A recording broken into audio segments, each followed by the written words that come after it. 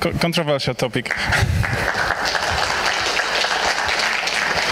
Okay, thank you. You've heard my name. I work in Sparters and partially in Atlassian on Jira Cloud for 4 years now, and currently I'm on the site reliability engineers team. Today I'm going to tell you what we've learned in the past few years. We undergo a big architectural evolution, and it's still ongoing, you may say, and we learned how to prevent regressions, be it performance regressions or preventing bugs from reaching your customers. I will try to also share some tricks how to avoid them, but I will try to keep everything simple. So we will start with a concept of feature flags and progressive rollouts. So it will be more kind of a perspective of a developer than a QA engineer, but you may sometimes wonder that you have the whole test suite green and coverage is good, but still there are bugs happening on production. So how to get to this next level and reduce the risk and the impact of bugs on production. Then I will tell you what this concept of feature flags is enabling, mainly going from coarse-grained to fine-grained monitoring of individual code changes, and then how we wrap this fine-grained monitoring in something we call the rollout service. And one extension to this rollout service is consistency checks and what possibilities they give you. And they might be understood as some kind of a shadow testing or kind of variation on this. Then how to use the metrics emitted by the rollout service to build automation on top. That's what the conference is all about. And I will try to convince you that the benefits are not just for developers or QAs, but actually for everyone. So as I mentioned, we work on Jira Cloud. We've got hundreds of thousands of companies using Jira in cloud. So you might imagine that it's even more users. And we basically, in the process of developing Jira, we had to invent ways to reduce the risk to minimum. And it's also worth mentioning that Jira is obviously used around the world. So even if when we are sleeping, there is someone using Jira on the other part of the world. Don't worry, I will not talk about rocket science here. I will do my best to keep it simple, and I would like you to view the things I will be talking about as kind of a toolbox, some best practices that you can wrap up and use.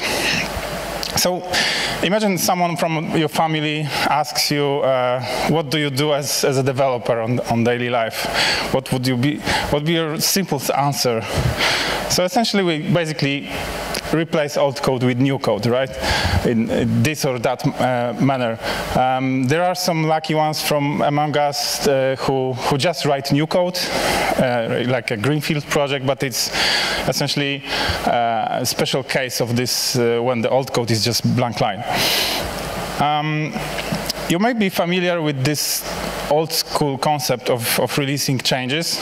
You basically wipe out the old code and write new code, release new version to customers, and hope for the best. But I would argue that you can call it a fingers crossed development, because when anything goes wrong, the best you can do is to roll back the version, and that takes time, and you also need to roll back all the other changes that other people made at the same time. So what alternative do we have for this? this is an example of a new school with the use of feature flags. So basically, you replace the old code with the if-else block. So you deploy to production a new version, which still has the old code in it, like unchanged. So the users wouldn't notice anything if the feature flag service returns false. But this enables you to roll out progressively to the users. So I will tell about it more in a minute. So raise your hand, how many of you are using this on production? Okay, a few people. I hope I will convince you to follow this path. So what's the progressive rollout all about? You'll deploy this code and you roll out the feature flag to 0%. So basically, everyone is on the old code. Nobody sees any change. Then you open up your dashboards with monitoring. You make sure you have set up your alerts and everything. And then you turn on 1% of the customers. If you don't see any problems, any errors on production, you switch to 10, 50. At this point, half of the users get the new version of the code, maybe some new feature or a refactored code output, and the others still are on the old one. And if everything goes well, you increase to 100. So at this point, everyone is using the new code, and you are ready to remove the old code. That's basically the workflow currently in Jira Cloud. Most of the changes are released this way. So to give you a sense of impact, you may wonder that 1% is not significant statistically, right? So why not go to 50% already? If you leave 1% rollout for 10 minutes, guess what? Already 3,000 customers are 3,000 users belonging to 1,000 companies. They already seen your change. So imagine if you throw exceptions from the code or whatever, anything goes wrong, it's really having an impact. In the next slides, I will not use this code example on the left, but kind of a matrix style, old and new, peel, your choice. So I will be using this old new peel as a replacement, but it's essentially the same. So what can we do with this concept of feature flags? We can take our monitoring and put it around those changes. So how does it look like? Let's imagine a sample architecture like this. We've got a monolithic service serving content to the browser. It obviously connects to a database and maybe some other microservices that you extract from this monolith. They connect also to databases, but it's not important. What we need to do to make sure everything is okay on production, we obviously set up some monitoring. So we want to know what are the page response times and error codes, whatever, what can go wrong. We want to monitor also the downstream calls to other microservices and obviously the database. So imagine we've got 4 changes being rolled out simultaneously, and 3 of them are in this monolith and 1 in a microservice. What we can do from this, what we can grab from this monitoring is obviously page loading times. This is an example where one page on multiple different regions across the world started slowing down. Or you may see an increased number of HTTP errors on production. What does that mean? You may also see an increase in database CPU. Maybe you're reaching 100% and the service would become unusable. But, you know, if you see all those regressions on production, when your product is really big, you can, and you see that the changes, the number of the changes introduced is very high. You obviously will not go to each of those persons and ask them whether it was maybe your fault, because maybe they are in different time zone and they are asleep now. We don't know. So basically, this didn't work that way.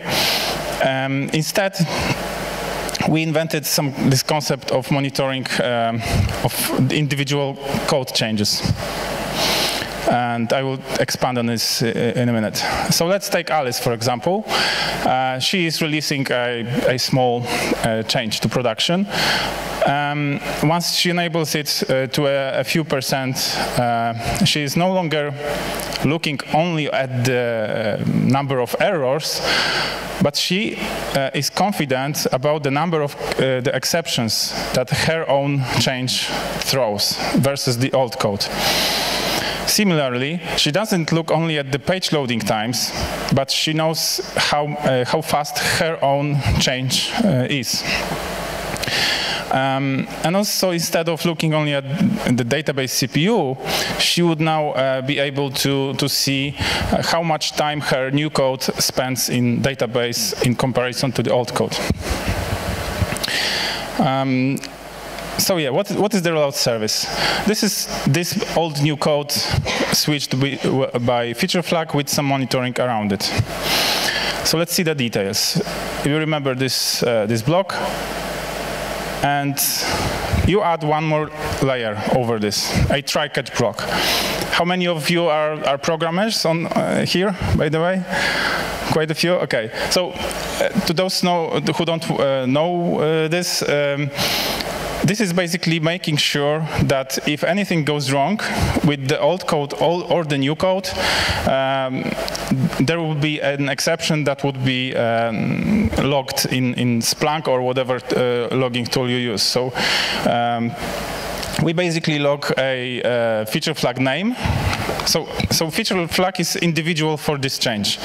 You set it up and you wrap your code with it, and it identifies the change. We also log whether this feature flag was on or off for this particular request, and we log the exception that is being thrown. From this, we can take meaningful messages like this, that the new code throws 100 more exceptions than the old code. Perhaps we should roll back the feature flag. Okay, it's giving you early warning signs. Even if you are rolled out only to 1%, you can already see that something is wrong. Maybe it's not what we wanted. Similar thing, this time we don't catch exceptions, but we measure the time, right? It's anybody who's studied IT probably was doing some kind of such exercises. You basically measure how much time this whole piece of code took. And you log it. You log the feature flag name, whether it was on or off, and the time taken to execute this code. From this, you may infer that the new code took 2 times more than the old code. Maybe we should roll back. Maybe it's expected. We don't know, but at least we are able to fetch this data and deliver it to the developer for him or her to decide. Last example, database calls. As I mentioned, we might be able to mark the database calls that were done from within this new or old code, and then we can set up a layer that is logging the number of database calls and their duration, and we know whether they happened inside this block or somewhere else. So based on this information that we log, we can say the new code executes database queries that are 3 times slower. Are you serious? Maybe you want to roll back. So if we bring it all together, it's a bit messy. I wouldn't require all the developers to wrap their code changes with it. So instead, what we developed was a nifty rollout service where you just give 3 things. You just give it the name of your feature flag, the old code, which could be a reference to a method, and the new code, and that's it. This and all the logic that is on the left is encapsulated in this rollout service. So let's see if we can squeeze even more from this concept and move to consistency checks. So a few years ago, I was working for a company that was selling flight tickets online. So obviously, it was buying them from one supplier, adding a bit of margin, and selling for a higher price. So great business model. What can go wrong, right? It was a very good and successful company.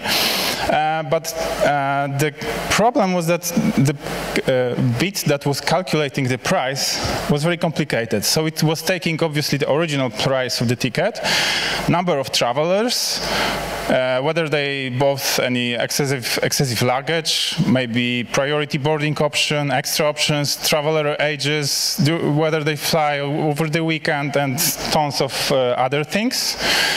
And based on this, it was calculating our price, and we were obviously a bit higher, and we were showing this to the customer. So you can imagine that inside it was a living beast. It was really spaghetti code. Why? Simply because the requirements were not given up front. This application was being developed over time. So like we started with some simple percentage added to the price, but we wanted to make it customizable. So in time, it was really a big blob of ifs. And then my boss came to me and said, "Can we add one more thing?" So you can imagine that I already started sweating, and I didn't know what to answer, but. Yeah, that was my reaction. But after some time, I said, "Okay, we can do this, but you have to imagine that it will require some time because the code is a bit messy, and I'm a bit afraid. You know the feeling that you just add one more if, and you are afraid that it will all fall apart like a house of cards, right?" So I told him I need a couple of days, and then I will add this one more thing. I need time to refactor. Actually, what I did was not refactoring, but writing it all from the scratch, and it was outputting a nice chart overview or a spreadsheet overview with the price split into pieces. So for the first time, we knew what was happening inside. But the question was how to make the old price equal to the new price. And remember, customer money are involved. So whenever, if anything goes wrong, it would be a real disaster for the company. So maybe we could do some exploratory testing.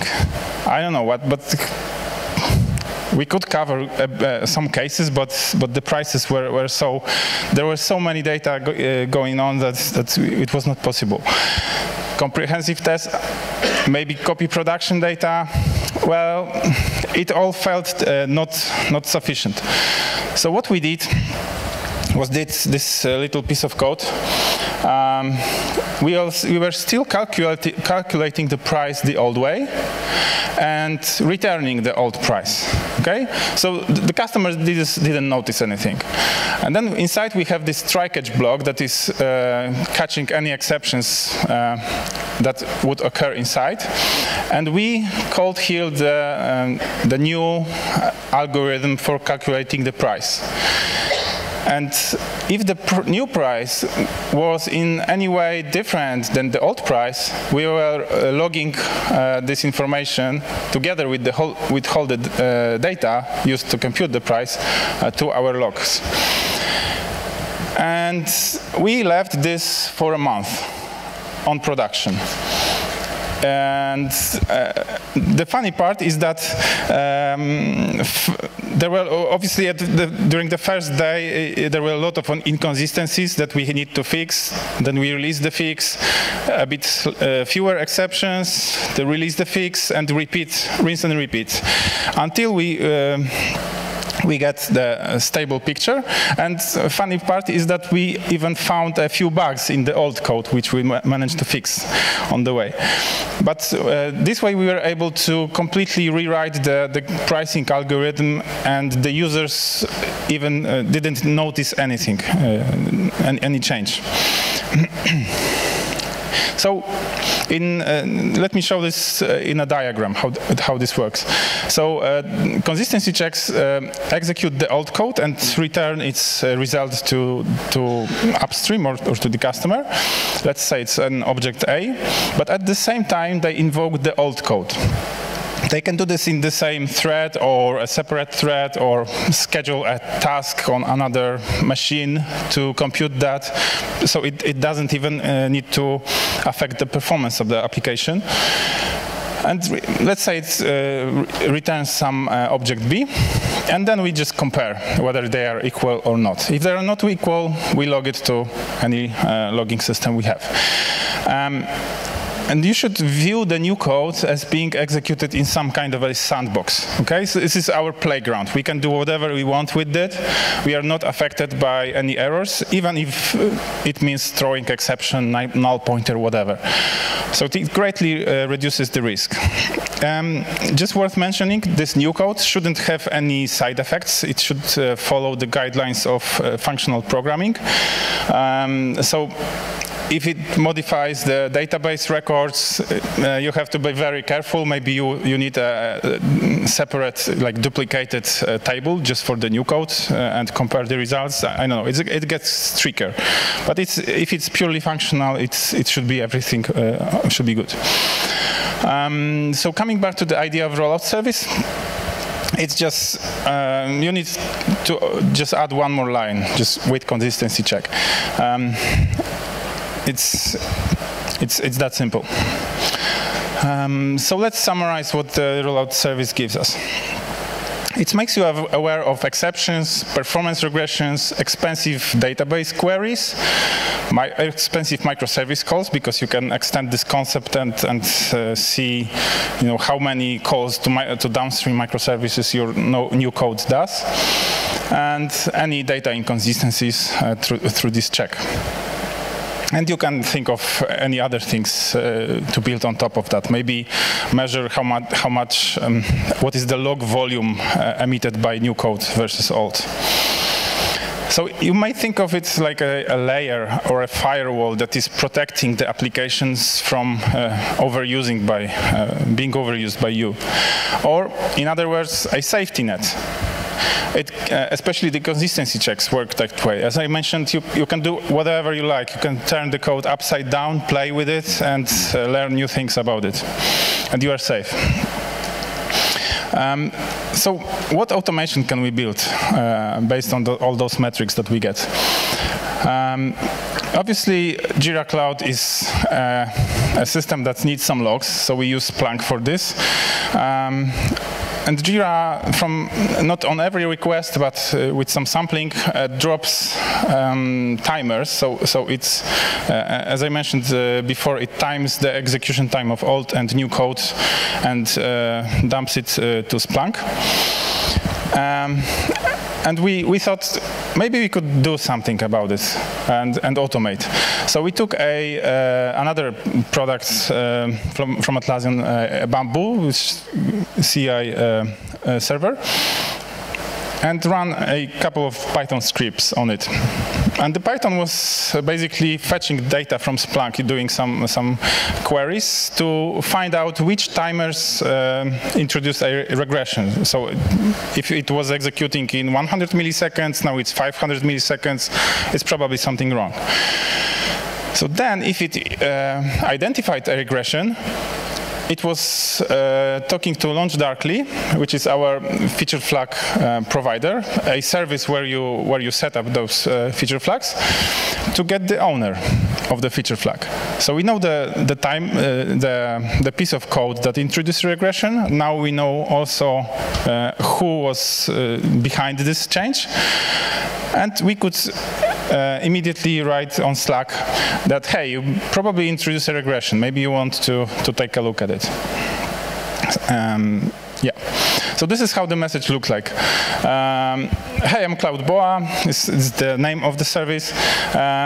We found that your feature flag introduced a regression, and because we have all this data from production, we can already present it in percentage what was the slowdown, and even how many requests are affected by this regression.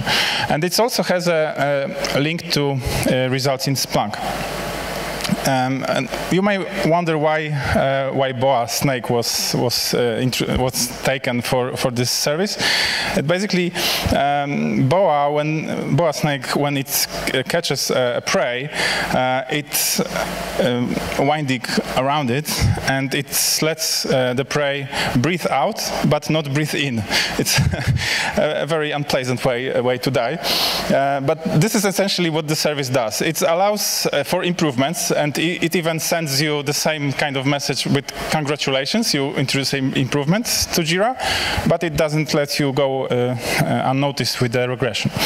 So this link on the bottom to the results in Splunk is leading you to this chart when you can compare the performance of your old code and new code in real time on production. So you have a great view to how your code is performant. If there are any spikes, maybe you need to dig deeper and start thinking about it. And actually, I will talk about this later. Not now. This also gives you possibility to build a automated rollback based on this data. So imagine you roll out to some percentage, like say 50% and that's it. You plan to roll out to 100 customers the next day. And guess what? United States wakes up, and the customers that are there have maybe some strange data shape. They have some strange configuration of Jira that we couldn't expect, and they are getting errors on production. But at that time, you are asleep. How could you notice? You don't monitor, you don't actively monitor 24 hours a day, right? But with this data, we can identify that which particular change was introducing the regression, and we can revert just this small change without affecting the whole product. So what are the benefits? First of all, happy users. Why happy users? Because they are no longer affected by those nasty exceptions being thrown on the website. Okay, they may happen from time to time, but they are greatly reduced. If it's 1% customers that is suffering from those, it should be pretty quickly picked up by the automation and rolled back. And if you use the consistency checks idea, you shouldn't have unexpected changes in the data that the user sees. One of those examples was a list with items in administration configuration of Jira, where a new version of code was reversing the order of items. You may say that it's not the big deal, right? But you may say that many customers depend on it, and now before they were seeing only the new items on top. Now they see the oldest ones that they created years ago, whatever. So the tests didn't pick this up because they saw, okay, we have the ABC elements on the page, so we are fine. But actually, they were in the wrong order. So it was the consistency checks that caught that. And last but not least, performance regressions are very tricky because they are usually not that big. If they are like tens of seconds, people usually come to us and, I don't know, create support tickets if we don't catch it before them. And it's very nasty. But smaller regressions like 50 or 100 milliseconds are very tricky because they sneak to production. They are being rolled out to 100%, and nobody may notice, right? The developer sees sees, okay, I'm fine, I'm removing the feature flag and leaving the new code, but the regression stays. And those regressions build up over time. They are very small and hard to notice, but they build up over time. And before you notice, your website might be very, very slow, and you don't know why. We also have the happy developers, because now the risk of rolling out changes is greatly reduced. They have some tricks like this safety line or rope, so that they can do experiments. They also have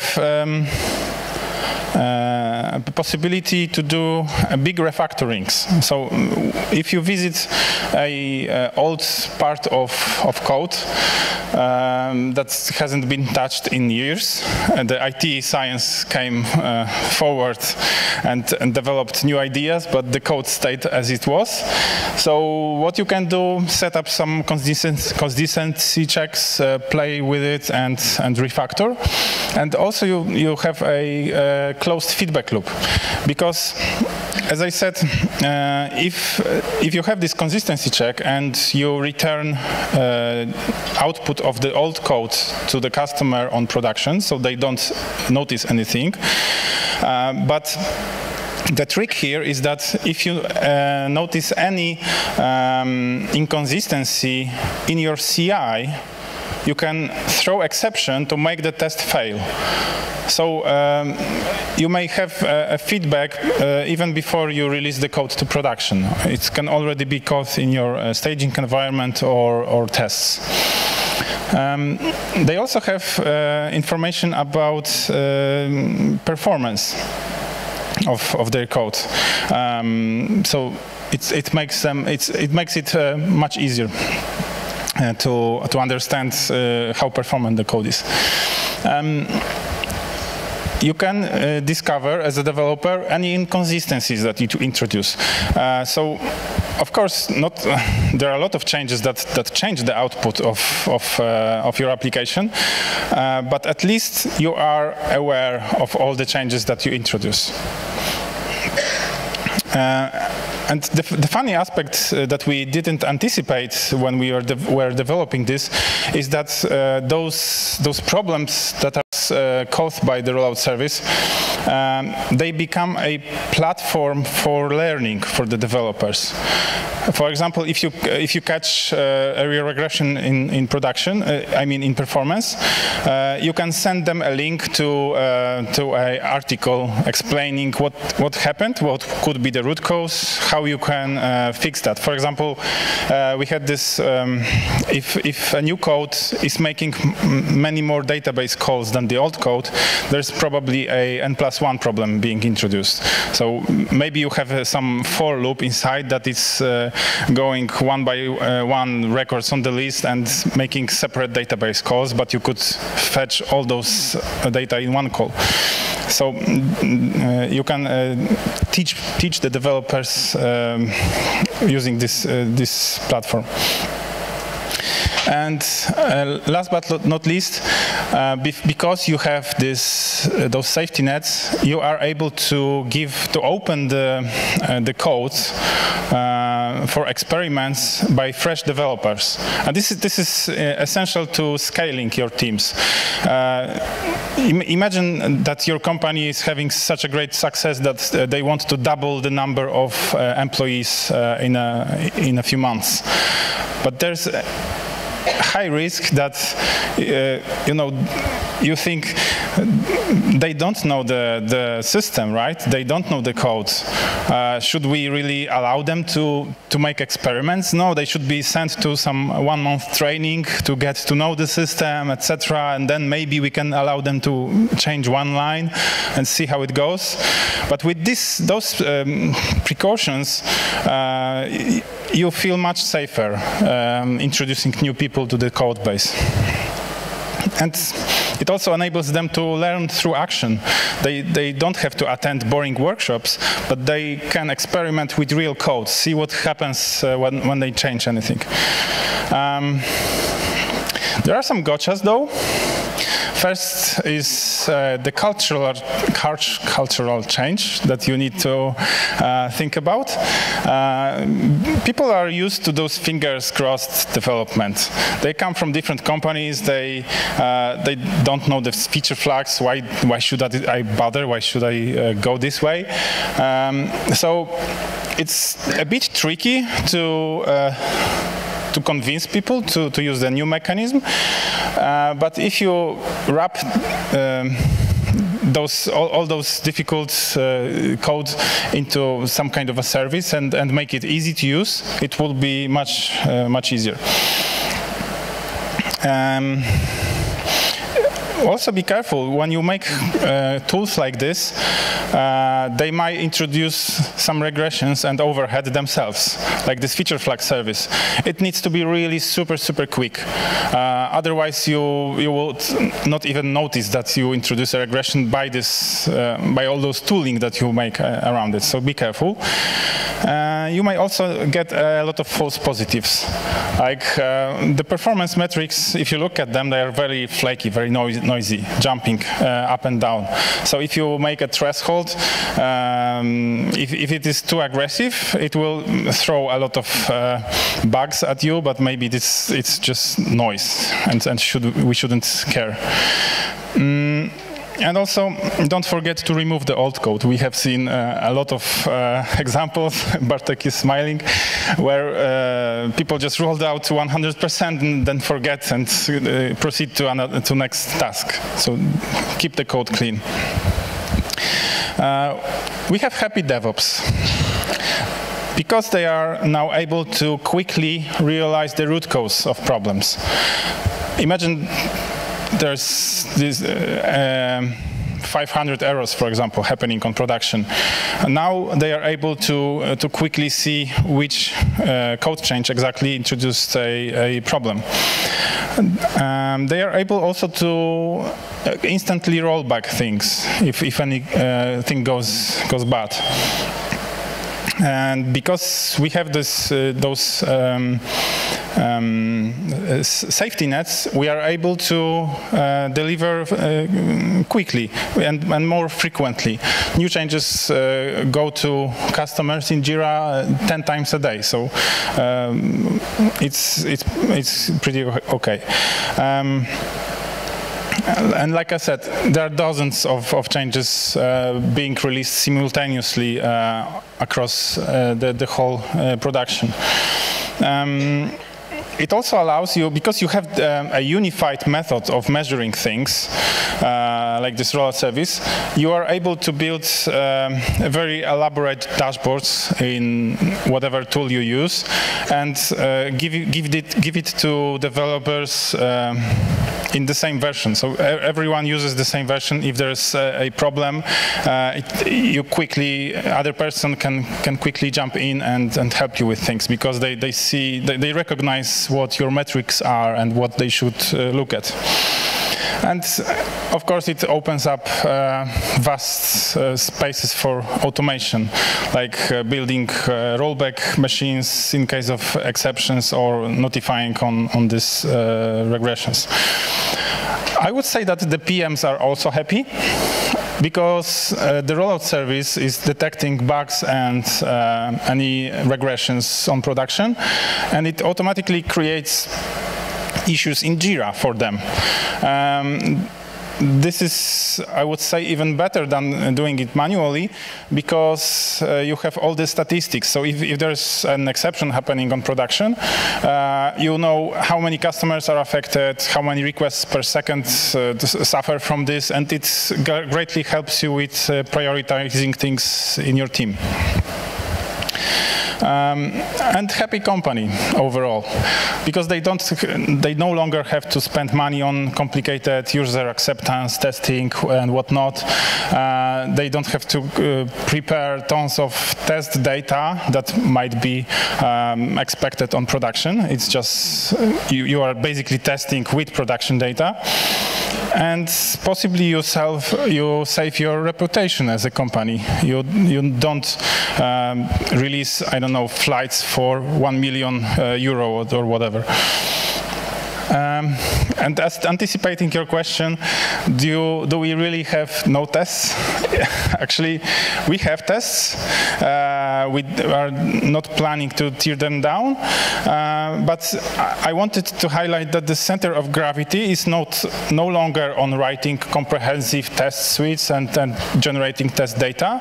It's more on observability and catching bugs in production and very, very quickly reverting them so they don't affect users badly. And we also work hard to extend those classes of problems that we might find in tests or in production before it reaches customers. So, what do I mean by that? Key takeaways. You disappointed me. Testing on production doesn't have to hurt. It can be a lot of fun if you do it the right way. Simple ideas may greatly reduce the risk of delivering changes. It doesn't have to be rocket science, as I said. Automate whatever you can. It's not only saving your time as a developer or QA, but also enables the reaction to happen even during the night when you are asleep. So think of it. And embrace cultural change by making it sexy. Like we as engineers sometimes lack the marketing gene, and there's a bit of area for improvement, I would say. It's very hard to convince people that they can use new techniques and it will bring them value. But yeah, you need to be clever about it. With it, I would like to end. Maybe there is no time for a question, but I will be available around. You can follow me on Twitter or LinkedIn, and we are hiring if you want. Thank you.